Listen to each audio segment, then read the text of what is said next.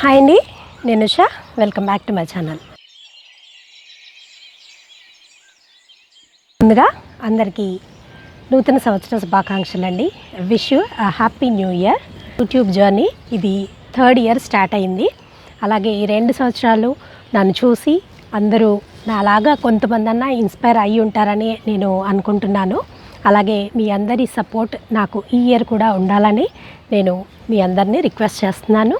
అలాగే కొత్తగా ఎవరైనా గార్డెన్ స్టార్ట్ చేయాలి అనుకుంటున్న వాళ్ళు, అలాగే ఏవో కొన్ని రీజన్స్ అయితే ఉంటాయి కదండి మనం ఆగిపోవడానికి. సో అలాంటి వాళ్ళందరూ కూడాను కనీసం ఈ ఇయర్లో అన్న కొంచెం ఒక స్టెప్ ముందుకేసి చాలా కొద్ది మొక్కలతో మొదలు పెట్టండి. ఎందుకంటే మనం తీసుకుపోయేటువంటి ఫస్ట్ స్టెప్ మీదనే మిగతా స్టెప్స్ అన్నీ కూడా ఆధారపడి ఉంటాయి కదా. సో ఫస్ట్ స్టెప్ చాలా ఇంపార్టెంట్. సో కొద్దిగా ఇనిషియేట్ తీసుకొని నెక్స్ట్ వచ్చేటువంటి జనవరి, ఫిబ్రవరి ఇదంతా కూడా సీజన్ అండి. సో అప్పుడైనా సరే మీరు కొన్ని మొక్కలతో అయినా మొదలు పెట్టండి. అలాగే మీ అందరి గార్డెన్స్ కూడాను ఎక్కువ క్రాప్ ఇవ్వాలని, మీరందరూ కూడాను చాలా హెల్తీగా ఉండాలని నేను మనస్ఫూర్తిగా కోరుకుంటున్నాను. తెలియకుండా అందరూ చాలామంది కొత్తగా మొదలుపెట్టే వాళ్ళైనా సరే అన్నిటికీ ఒకటే రకంగా ఫర్టిలైజర్ని ఇచ్చేస్తూ ఉంటారు. సో ఎరువు వేస్ట్ అయిపోతూ ఉంటుంది, మన టైము వేస్ట్ అవుతూ ఉంటుంది ఒకటి. తర్వాత అది ఆ మొక్కకు కూడా అవసరం ఉండదన్నమాట. సో అలాంటి మొక్కలు ఏంటి అనేది వాళ్ళ మనం చూద్దాం.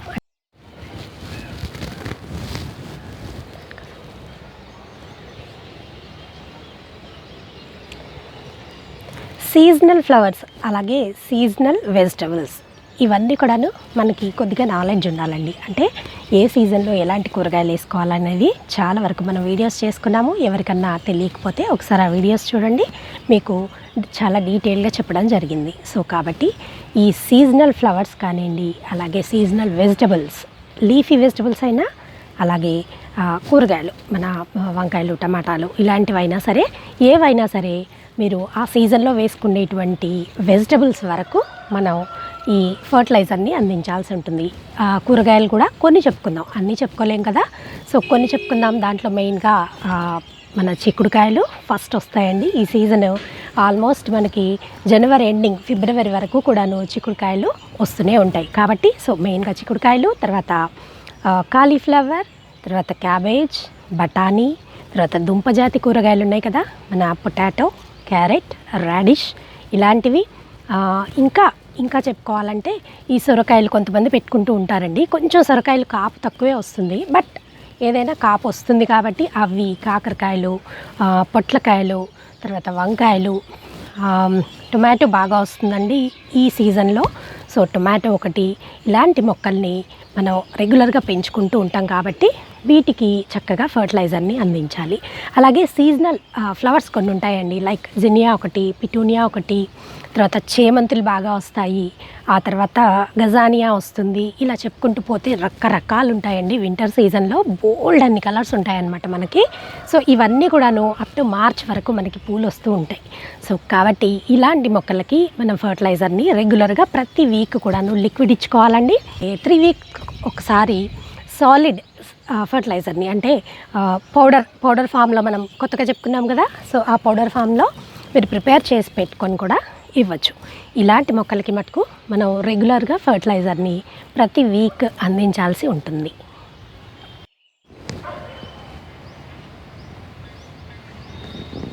కూరగాయలు చెప్పుకున్నాము, అలాగే పూల మొక్కలు కూడా చెప్పుకున్నాం. మరి పళ్ళ మొక్కలు ఏం చేయాలి? మీది అదే కదా డౌట్. సో ఇప్పుడు దాని దగ్గరికే వస్తున్నానండి. పళ్ళ మొక్కలు ఏం చేయాలంటే ప్రతి 3-4 నెలలకు ఒకసారి ప్రూన్ చేసుకుంటూ ఉండాలండి. ఇప్పటిదాకా మీకు కాపు వచ్చినా రాకపోయినా వాటిని 3-4 నెలలకు ఒకసారి ప్రూన్ చేస్తూ ఉండండి. ఏవి నేను చెప్పేదంతా కూడాను మీరు కుండీల్లో పెంచుకునే మొక్కలకండి. నేల మీద మనం గ్రౌండ్లో పెంచుకునే మొక్కలకైతే ప్రూనింగ్తో పనే ఉండదండి. సో ఇక్కడ మనం చాలా కొద్ది ప్లేస్లో, లిమిటెడ్ ప్లేస్లో మనం పెంచుకుంటున్నాం కాబట్టి ప్రూనింగ్ అనేది కంపల్సరీ అనమాట. సో 3-4 నెలలకు ఒకసారి మనం రెగ్యులర్గా దాన్ని ప్రూన్ చేసుకుంటూ ఉండాలి. అలాగే ప్రతి వీక్ కూడా అన్నిటితో పాటు వాటికి కూడా ఫర్టిలైజర్ ఇవ్వాలి. అలాగే 3-4 వారాలకు ఒకసారి సాలిడ్గా మనం ప్రిపేర్ చేసుకున్నటువంటి పౌడర్ ఏదైతే ఉందో అది ఇస్తే మీకు హెల్తీగా మొక్కలు ఉంటాయి. అలాగే క్రాప్ కూడా బోల్డ్ అంత తీసుకోవచ్చు మనం. ఎవరైనా కనుక ఆ పౌడర్ ఎలా ప్రిపేర్ చేసుకోవాలి, మనం సాలిడ్ ఫామ్లో పౌడర్ లాగా ప్రిపేర్ చేసుకున్నాం కదండి. సో ఆ వీడియో మీకు ఇక్కడ ఐకార్డ్లో లింక్ ఇస్తాను. అదొకసారి మీరు చూసినట్టయితే ఆ పౌడర్ ఎలా ప్రిపేర్ చేసుకోవాలో ఈజీగా ఉంటుంది. పూల మొక్కలు చెప్పుకున్నాం, కూరగాయల మొక్కలు చెప్పేసుకున్నాం, పళ్ళ మొక్కలు కూడా చెప్పేసుకున్నాం కదా. మరి ఇప్పుడు ఫర్టిలైజర్ వేటికి ఇవ్వకూడదు, వేటికి ఇస్తే వేస్ట్ అవుతుంది అనే విషయం కూడా తెలుసుకుందామండి. ఇది చాలా ఇంపార్టెంట్. ఎందుకంటే మనం చాలా కష్టపడి తయారు చేసుకుంటాం. కిచెన్ వేస్ట్తో చేసింది అనుకోండి బోల్డ్ అంతా శ్రమ పడతాం. అలాగే బయట నుంచి కొనుక్కొచ్చుకున్నాం అనుకోండి దానికి బోల్డ్ అంతా ఖర్చు పెడతాం కదా. సో మరి అప్పుడు చాలా జాగ్రత్తగా వాడుకోవాలి, అవునా.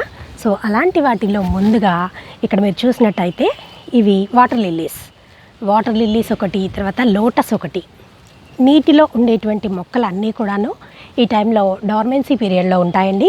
సో వాటికి మనం ఫర్టిలైజర్ ఇవ్వడం వల్ల ఆ డార్మెన్సీ పీరియడ్ అనేది కొద్దిగా దెబ్బతింటుందన్నమాట. అంటే మొక్క రెస్ట్ తీసుకునే టైంలో మనం డిస్టర్బ్ చేసినట్టు అవుతుంది. మనం ఫర్టిలైజర్ కనుక దానికి ఇస్తే బూస్ట్ చేసినట్టు అవుతుందండి. కాబట్టి అది కొద్దిగా దానికి డిస్టర్బెన్స్ అవుతుందన్నమాట. డిస్టర్బెన్స్ అయిపోయి అది ఆ స్ట్రెస్లోకి వెళ్ళిపోతుంది. మొక్క చనిపోయే ప్రమాదం కూడా ఉంటుంది. కాబట్టి అలాంటి మొక్కలకి మనం ఫర్టిలైజర్ ఇచ్చినట్టయితే కొంచెం ఒక రకంగా మనం డేంజర్లో ఉన్నట్టే చెప్పాలి. సో వాటికి ఇవ్వకపోవడం అంటే అవాయిడ్ చేయడం అనేదే మంచి పద్ధతి అండి. అలాంటి వాటిల్లో ముందుగా వాటర్ లిల్లీ అని చెప్పుకున్నాం కదా. అలాగే ఇక్కడ మీరు చూసినట్టయితే అడేనియం చూడండి, చాలా అంటే గ్రోత్ లేనట్టుగా ఆకులన్నీ రాలిపోయాయి. నేను అసలు వాటర్ కూడా ఇవ్వనండి. ఆల్మోస్ట్ 10 డేస్కి ఒకసారే ఇస్తాను వాటర్ కూడా, చాలా తక్కువ ఇస్తాను అది కూడా. సో అయినా ఇక్కడ మీరు చూసినట్టయితే ఆకులు చూడండి ఇలా ఎండిపోయినాయి. సో మనం టెన్షన్ పడి దానికి ఏదో చేసేయకూడదు అనమాట. సో అది మొక్క రెస్ట్ తీసుకుంటుందని మనం గుర్తించాలి. కాబట్టి ఒక చిన్న నాలెడ్జ్ కోసం చెప్తున్నానండి. నేను చాలా రకాల వీడియోస్ చేశాను, ఏ మొక్కలు ఏ సీజన్లో డార్మెన్సీ పీరియడ్లో ఉంటాయి అనేది. సో ఎవరన్నా చూడని వాళ్ళు ఉంటే ఇక్కడ ఐకార్డ్లో మీకు లింక్ ఇస్తాను, ఒకసారి ఆ వీడియో కూడా చూడండి. మీకు ఒక చిన్న క్లారిటీ కూడా వస్తుంది మీకు. కాబట్టి అదొకసారి చూడండి. ఇలాంటి మొక్కలకి మనం ఫర్టిలైజర్ అనేది ఇవ్వకూడదు. ఈ మొక్క చూడండి, ఇది శంకుపూల మొక్క. ఇంతకుముందు వీడియోస్లో కూడా చూశారు కదా. ఇది ఫ్లవరింగ్ మొత్తం అయిపోయిందండి.